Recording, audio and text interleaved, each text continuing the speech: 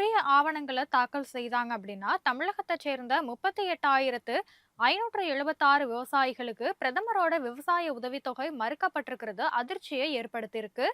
விவசாயிகளுக்கு கடன் அளித்துவிட்டு, அத தள்ளுபடி செய்றதுக்கு பதிலா பிரதமரோட கிஷான் சம்மான் நிதி திட்டத்துல விவசாயிகளுக்கு தற்போது ஆண்டுக்கு 3 முறை ரூ. 2,000 அப்படின்னு நிதியுதவி வழங்கப்பட்டு வருது.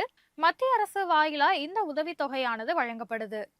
தமிழகத்தைச் சேர்ந்த 22,24,724 விவசாயிகளுக்கு 20வது தவணையா இந்த உதவித்தொகையானது கிடைச்சிருக்கு. இதுக்காக விவசாயிகளோட வங்கி கணக்குகள்ல மொத்தமா 463 கோடி ரூபாய் செலுத்தப்பட்டிருக்கு. அதே நேரத்துல இந்த திட்டத்தின் கீழ உதவித்தொகை பெற 22,63,300 விவசாயிகள் பதிவு செய்திருந்தாங்க. ஆனா ஆதார், பட்டா, வங்கி கணக்கு, புத்தகம் உள்ளிட்ட உரிய ஆவணங்கள தாக்கல் செய்யாததால 38,576 விவசாயிகளுக்கு உதவித்தொகை கிடைக்கவே இல்ல. உதவித்தொகை பெற வேளாண் துறை தங்களுக்கு உதவணும்னு விவசாயிகள் கோரிக்கை வச்சிருக்காங்க. இதற்கு இடையில பார்த்தோம்னா, விவசாய உதவித்தொகை விடுப்பு தொடர்பா விவசாயிகளுக்கு பிரதமர் மோடி SMS அப்படின்னு சொல்லப்படுற குறுஞ்செய்தியை தமிழ்ல அனுப்பியிருக்காரு. அதுல பிரதமரோட கிஷான் சம்மான் நிதி திட்டத்தின் கீழ 20வது தவணையா ரூ. 2,000 தங்களோட வங்கி கணக்குல வரவு வைக்கப்பட்டிருக்கு அப்படின்னு விவசாய தேவைகளுக்கு இது கண்டிப்பா உதவும்னு பிரதமர் மோடி குறிப்பிட்டிருக்காரு.